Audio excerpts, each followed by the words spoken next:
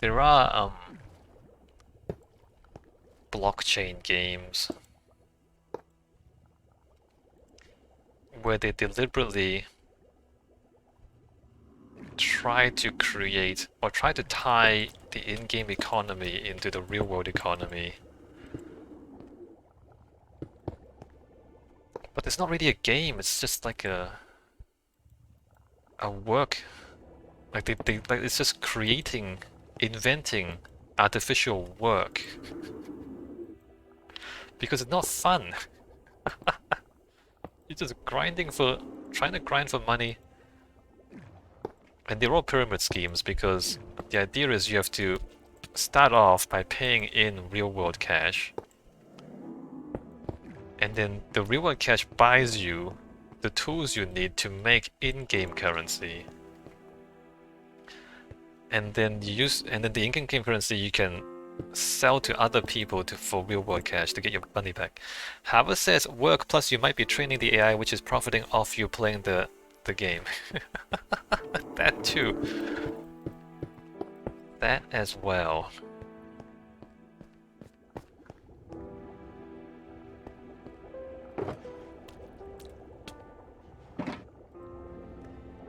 Quote unquote game.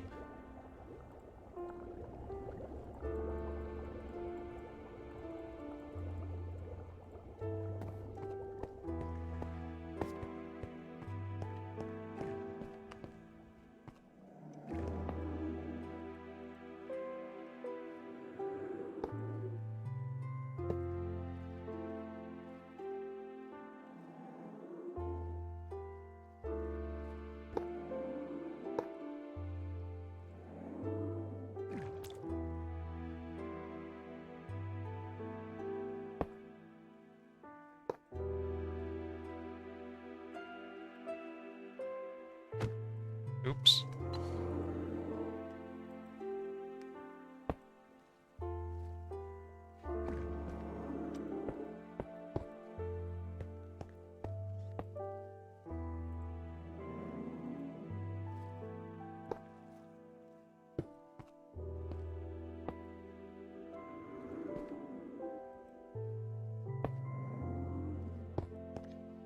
But I mean, even games that...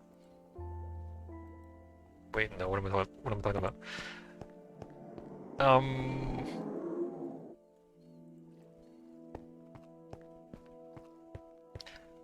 Even games that don't ostensibly have an in-game economy. If there is any sort of scarcity in the game, or anything that is harder to get than other things, you'll end up with a black market, right?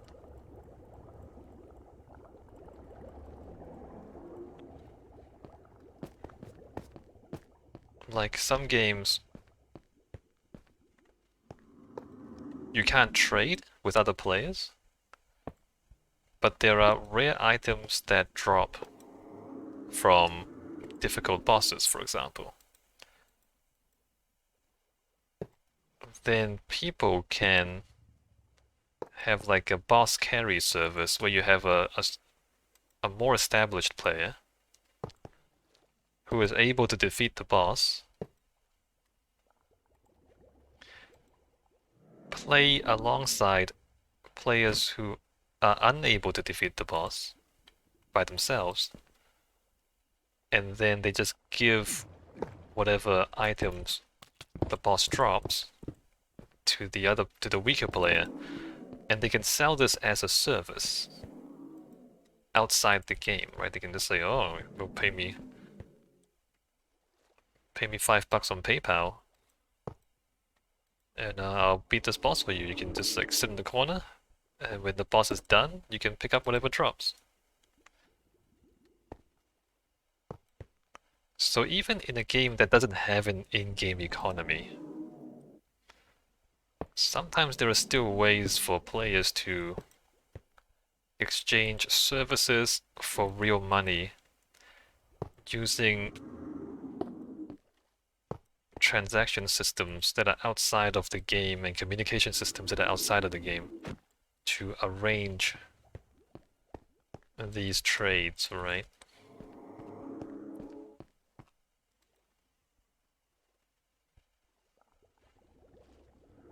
And those exchanges and interactions would be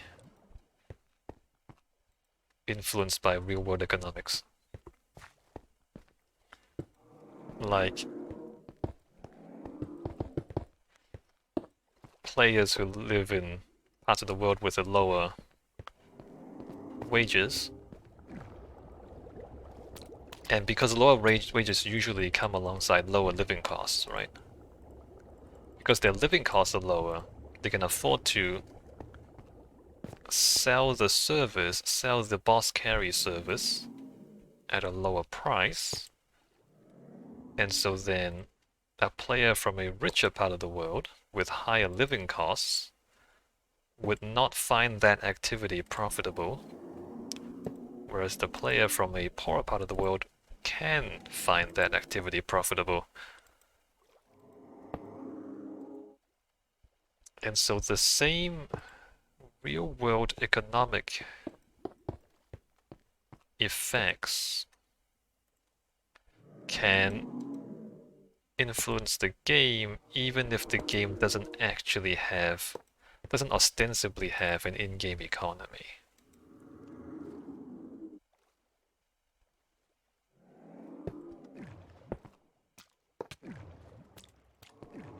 However, if there is ostensibly an in-game economy, this sort of stuff happens a lot easier, a lot more widespread.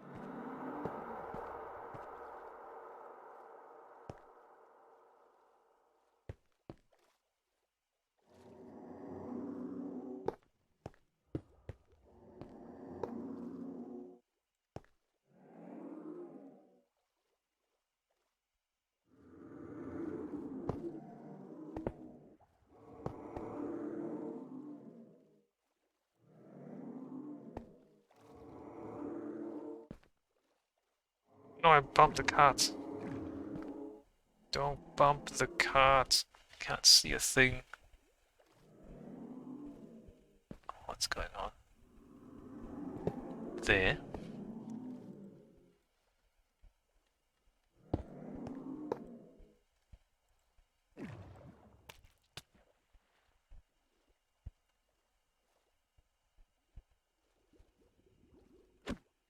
Nope.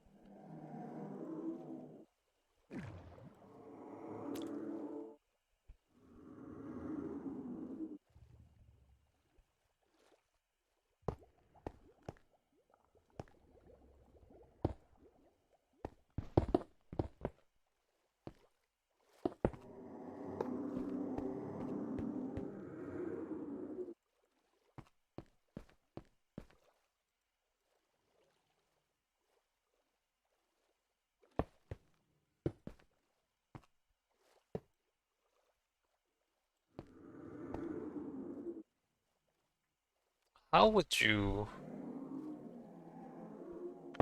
solve this problem? I mean, you can't, first of all, you can't solve the problem.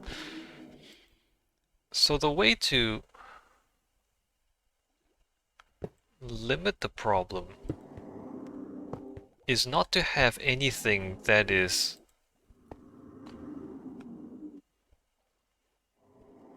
So in a lot of games, right, work and reward is just time-based. As in, you spend the... For any X amount of time you spend in a game, you get Y amount of reward. And that's completely time-based. There's no other considerations. Whereas in the real world, there's like real-world resource scarcity. Like, if you're literally farming, the amount of crops you can grow depends on the amount of land, the amount of soil you have, for example. It's not like if you just spend more time, you'd grow more crops. Like, there are physical limitations. I mean, games don't have to. In a lot of games, like, the currency, like, you just kill enemies. You go find some goblins or whatever, you pop them on the head, and they just drop gold. Like, the gold just comes out of nowhere. But video games don't have to. I mean, almost all games have this sort of thing, but they don't have to, right?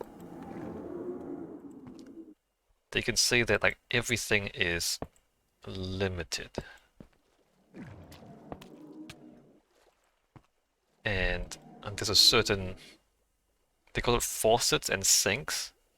So like you can have like feed resources into the game at a certain rate, and then you also have mechanisms that draw the final items out at a predictable rate. For example, like destruction of items that's built into the game. And you know, in the real world, money is like that. Money doesn't just, like, you just bop a dude on the head and money appears. That's not how. I mean, yes, you can mug people, but that's not where money comes from. Money is not created when you mug the guy. Like, the guy gets money from somewhere else, he's carrying it, you mug him, you take his money. But that's not, right? Like, money is not generated by the act of mugging. Whereas in video games it is.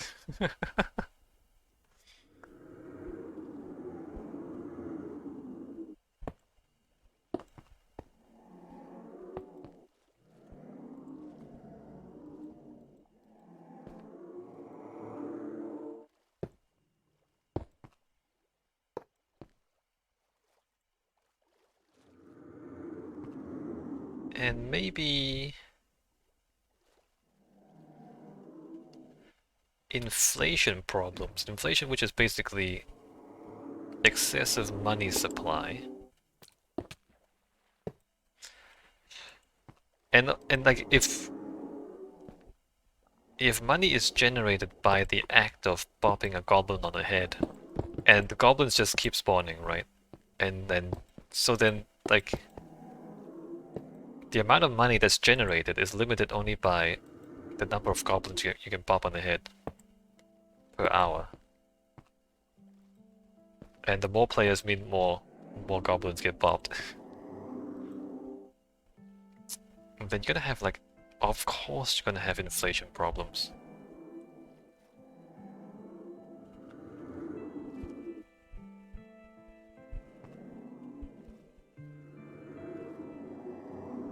So then like the money supply is controlled by player actions, which is not what happens in the real world. In the real world, the money supply is not controlled by you. Yeah, in a way the money supply is influenced by the banks, but ultimately the government through the central bank has the hand on the button, so to speak, to decide how much money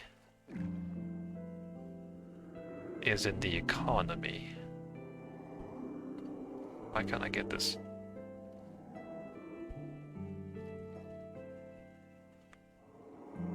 Although it doesn't like completely eliminate inflation problems, it gives them a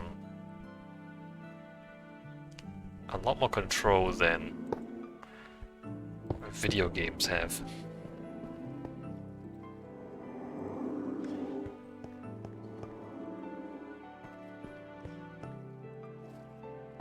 Okay, let me knock out... What time is it? Oh, we're going overtime. Going overtime a little bit. Let me knock out the prismarine blocks above us. And then I'll see how this thing performs during the week.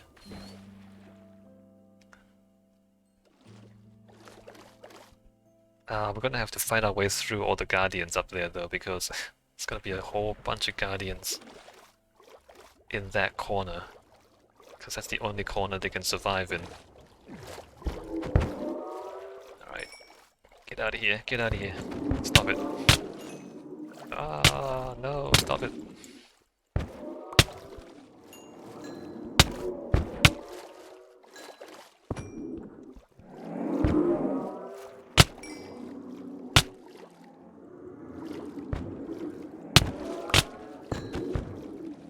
I'm getting wrecked right now. So many guardians, oh my god.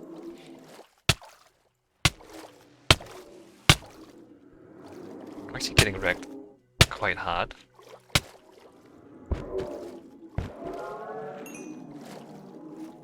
Is this better? No, it's the same. Takes 2 hits to kill them.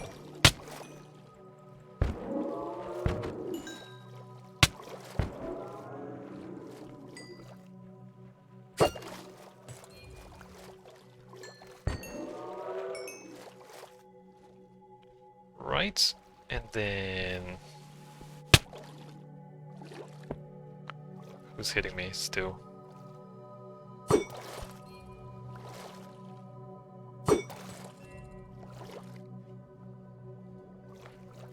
There, there, there.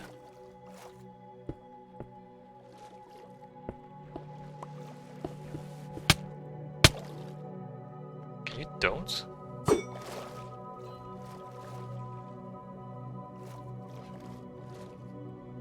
These guys just spawned? Oh, were they here already? They kind of just spawned, I'm right here.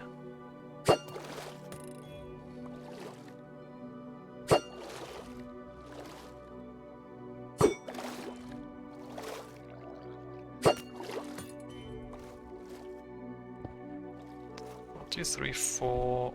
1, 2, 3, 4.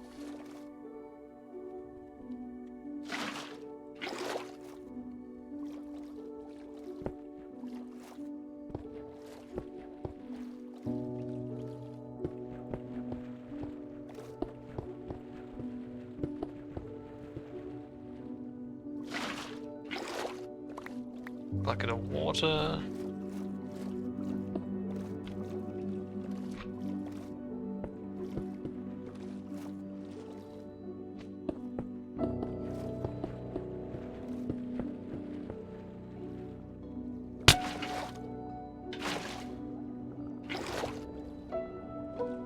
Who's that?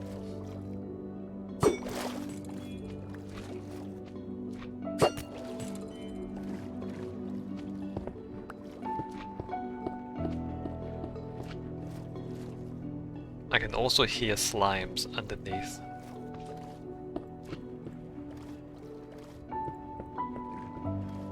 Right, as soon as I kill the guardians, a bunch of slimes spawn.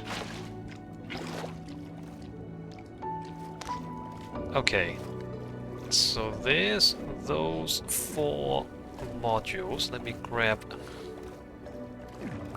these. What happens now? During the week, what I think I'll do is I'll remove all the fence blocks from out here, because we no longer need the fence. I probably won't build the last 4 modules of the Guardian farm, but I might. I'll think about it. Doesn't take too long to build.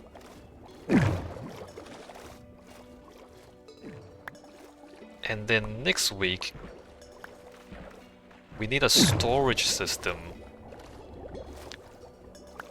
A sorting system and a storage system for all the modules. and then there'll be other stuff after that. So, alright, let me get back underneath.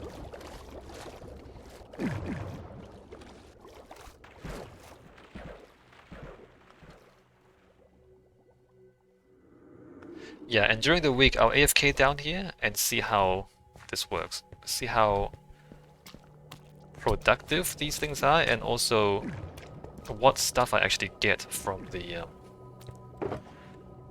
grinders. Because I mean, there might be leather because the llamas spawn with the merchants, the wandering trader, and there might be rotten flesh from the drowned. So there's a whole bunch of stuff that I need to check and see how it works. And next week I'll come back with some decisions. Alright, I'm gonna end today here. I'll see you next time.